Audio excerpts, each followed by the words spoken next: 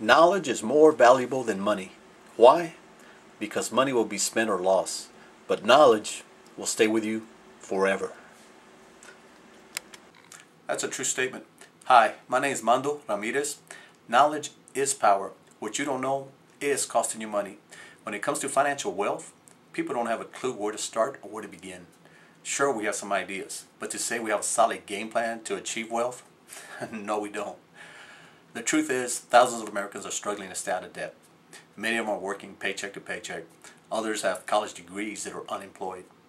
And others are just trying to put food on the table, forget about pursuing wealth. And others believe that the only way it could be done if you marry a wealthy person or win the lottery. Here's something worse. People that do manage to save a little bit of money don't know what to do with it. I had to know. That happened to me. This is what happened to me several years ago. I had $5,000 in a savings account, earning 3%. I thought I was being smart, playing it safe. Well, this is what happens when you play it safe. At the end of the year, I looked at my bank statement. I made a lousy $150. That was terrible. That day I swore to myself, I'm going to find a better way to invest my money. Shortly after that, I started going to the bookstore. I started reading all kinds of financial books. I was interested in how ordinary people like you and me became wealthy. What I discovered was amazing. A lot of valuable information, which I'm about to share with you. I'm going to give you 5 tips on how you can improve your life. Here's something else you're going to like. Everything you need to have a better life is all around you. You just don't know how to utilize it yet. But that's about to change. But first, let me show you how some of the wealthiest Americans made their money. Well, here's the list. This is how some of the wealthiest Americans made their money. 50% made their money in real estate, 25% in the stock market, 17.5% in a small business, 17.5% in an internet home business. My first tip is don't leave money in a savings account doing practically nothing. Put it to work for you. I did. Remember the $5,000 I had in my savings account? Well, I put it to work. I bought my first property. I bought a duplex.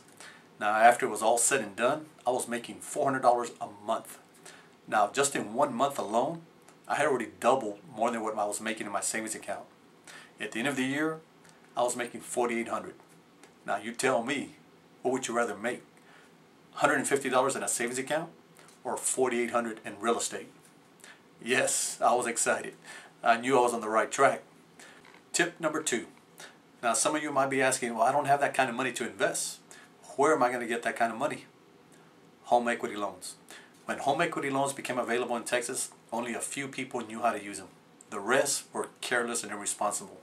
They started taking out loans for these lavish vacation trips, or buying expensive jewelry, or even buying a boat. Some people didn't have food in the refrigerator, but they had a brand new jet ski in their backyard. That was just crazy. That's not the way to use home equity loans. The proper way to use them is to invest it in something that's already been proven to work. In this case, real estate. This is what I did. On my duplex that I had, I took out a $26,000 home equity loan. My monthly payment was $240 a month.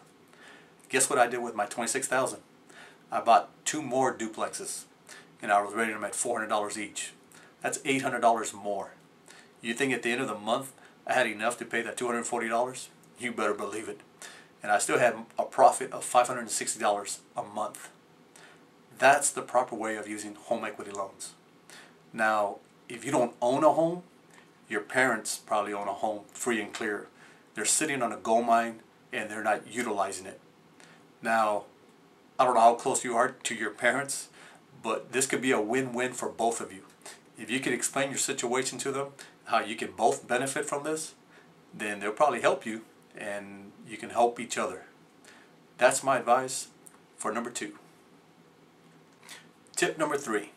Once you make a little bit of money in real estate, you're going to have some money left over. Now, you might want to consider learning how to trade stock options.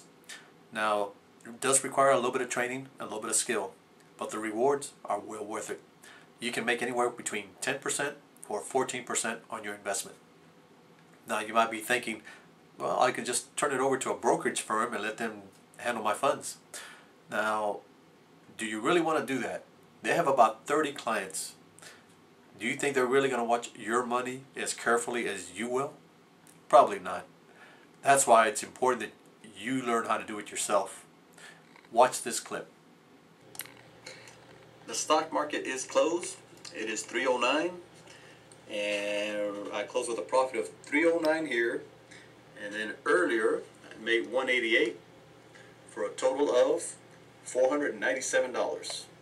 Now I will still get the 5 cents that is pending here. That will be credited to my account, so that's an extra $5 that would go to that 309, making it 314. Not bad for 2 days work. Yes, I did make $500 in 2 days. Does that happen often? Yes and no. Sometimes I make more and sometimes I make less. It depends on your level of trading. The more you trade, the better you get. Now for a beginner to make that kind of money, no. Real conservative, a beginner can make about $300 a month. Now at the end of the year, that's $3,600 compared to $150. So you decide which one's better for you. Now I will say that people make a living out of this. This is their career, this is their job. They make money just trading stocks and options. That's all they do. Warren Buffett made his first million trading stocks and options. Now he's now a multi-billionaire. So yes, there's a lot of people like him that have done very well or very successful in just trading stocks and options.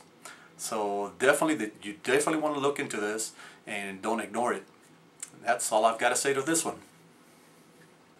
Tip number 4. What's the second most expensive thing you'll ever buy in your life? You guessed it, your car or truck. Now when you're buying a vehicle, how do you know you're buying a reliable vehicle and not a lemon? Well, you don't. And I don't know anything about cars myself, but there's somebody out there that does. And they've done the homework for you. That's the Consumer's Report. Don't buy a vehicle without looking at this magazine. Valuable information. People make a mistake of buying a vehicle based on looks alone. No, don't do that. It's going to cost you if you do that. And the second mistake people do is they buy a brand new vehicle thinking that, well, it's got warranty, so I'm protected. No, what good is buying a brand new vehicle if it's going to spend more time in the shop than on the road? So don't do that either. Look at the Consumer's Report. It will tell you brand new vehicles, which ones are reliable and which ones are lemons.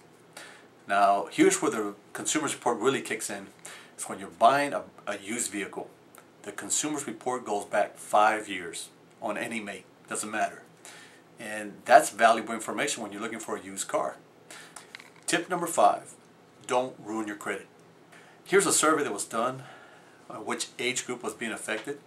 And it turns out ages from 18 through 25 had the worst credit.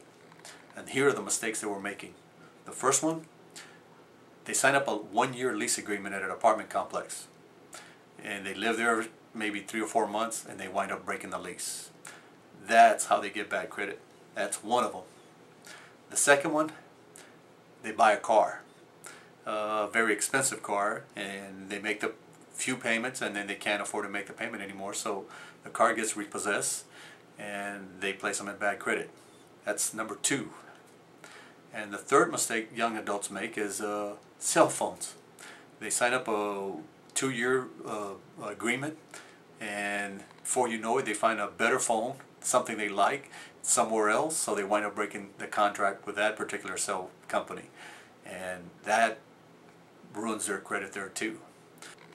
Well, that's it. Those were my 5 tips. Hopefully it helped you. If you have any questions on any of the topics discussed today, just drop me a line and I'll get back to you. Until next time, good luck.